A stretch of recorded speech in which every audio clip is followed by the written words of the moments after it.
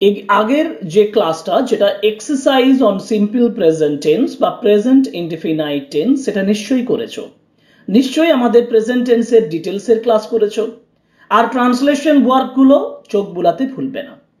এইগুলো বলার পরে আমি যে কথাটা ইম্পর্টেন্টলি বলছি তোমাদের জন্য সেটা হচ্ছে এই ক্লাসটা আমরা করতে চলেছি অ্যাডভান্সড লেভেলের জন্য, অর্থাৎ যারা বিভিন্ন কম্পিটিটিভ এক্সামে বসছো, যারা বিভিন্ন পরীক্ষার জন্য নিজেদেরকে প্রিপেয়ার করছো, তাদের জন্য বলছি বেশ কিছু সেন্টেন্স সিম্পল প্রেজেন্ট টেন্সের উপরে আমি নিয়ে এসেছি এক্সারসাইজ হিসাবে, যেগুলো প্র্যাকটিস করলে সিম্পল প্রেজেন্ট টেন্সের উপরে যে যে মিস্টেকগুলো তোমাদের কোয়েশ্চেনে আসে, যে যে মিস্টেকগুলো কারেকশনের জন্য তোমাদের কোয়েশ্চেনে একটা থাকে, ইনস্ট্রাকশন থাকে, সেগুলো সহজেই তোমরা সলভ করতে পারবে।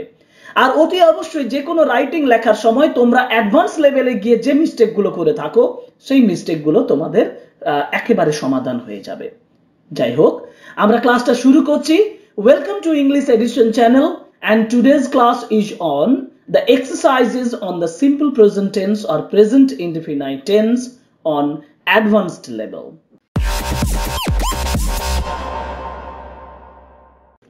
আমরা প্রথমে অ্যাডভান্সড লেভেলের যে কোয়েশ্চেনস গুলো নিয়ে এসেছি তোমাদের জন্য, আমি আবার বলছি কম্পিটিটিভ এক্সামের জন্য এই কোয়েশ্চেন গুলো খুবই ভেরি করে।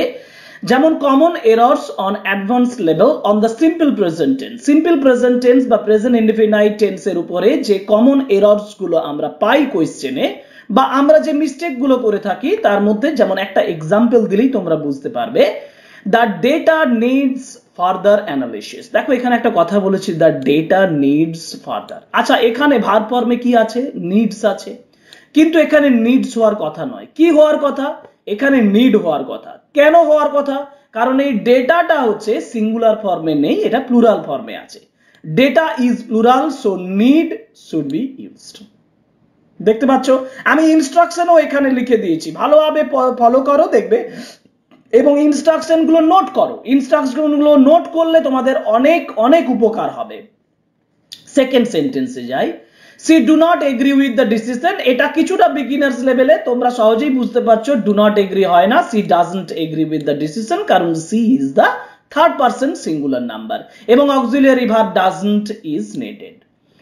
Neither of them know the answer. এবার এখানে দেখো একটা কথা বলা হয়েছে নিদার, নিদার অফ দেম। এই যে নিদার কথাটা, এই কথাটা সিঙ্গুলার অর্থে বোঝানো হয়, তা কিন্তু সিঙ্গুলার অর্থে আমি ব্যবহার করেছি। দেখো নিদার অফ দেম বলা আছে, তারপরে নো বলা আছে, মানে এটাকে আমি প্লুরাল ফর্মে ব্যবহার করে রেখেছি।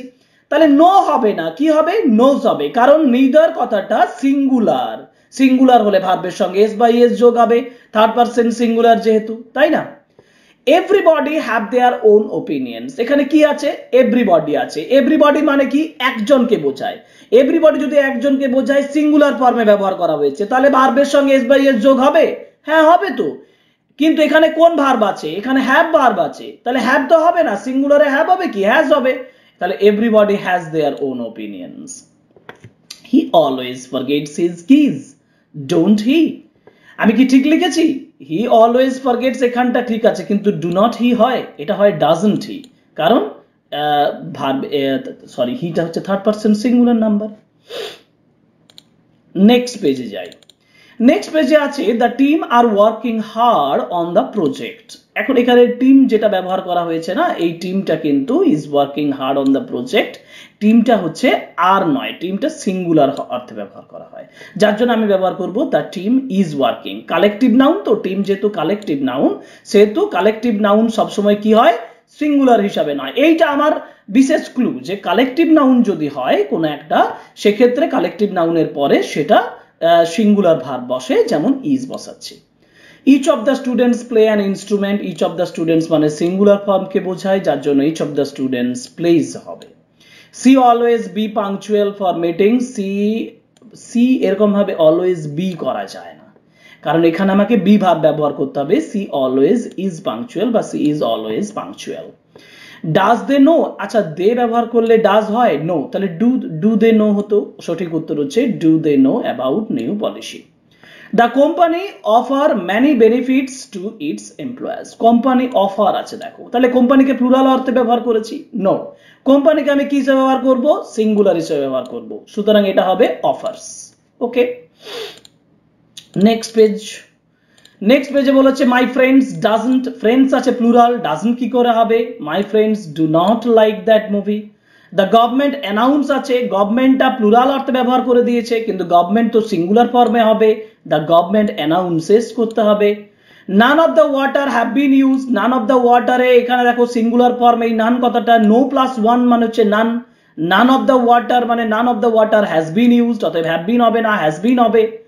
Why C do not participate in meeting, এই ধরনের এর ক্ষেত্রে কিন্তু সি ডু নট হবে না। যদি WH কোয়েশ্চেন করি, ওয়াই বসানোর পরে WH ওয়ার্ডটা বসানোর পরেই আমার অক্সিলারি ভার্বটা চলে আসবে, যেটা ডু নট বা ডাজ নট, তাহলে এখানে কি হয়ে যাবে, incorrect auxiliary verb, why doesn't হবে, তারপরে সি হবে, হোয়াই ডাজন্ট আবার ডু নট হবে না, ডাজন্ট হবে, কারণ এখানে সি আছে, third person singular number, so why doesn't she participate in meeting.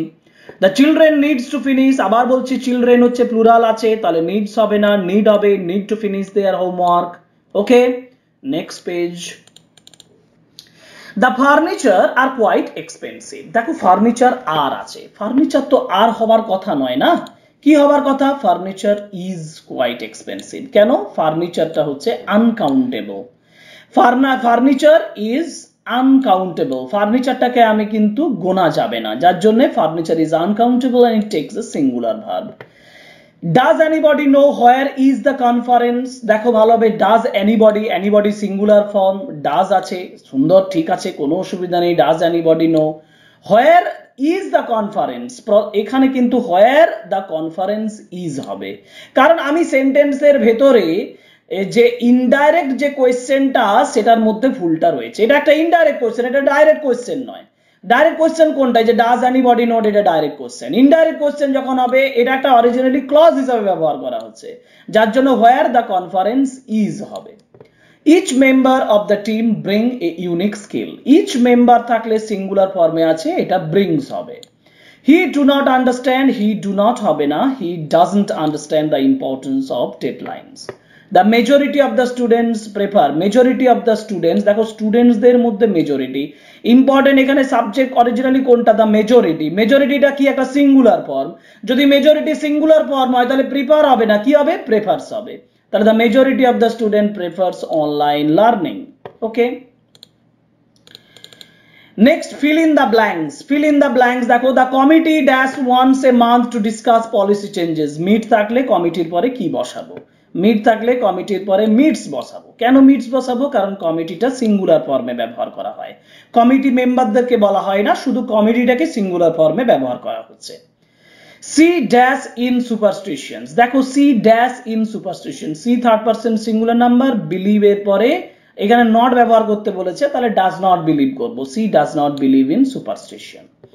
This type of software usually, this type of software singular form এ ব্যবহার করা হয়েছে, requires ব্যবহার করব, this type of software usually requires regular updates. Okay, John rarely dash to the gym, John third person singular number, rarely goes to the gym, but he runs every morning.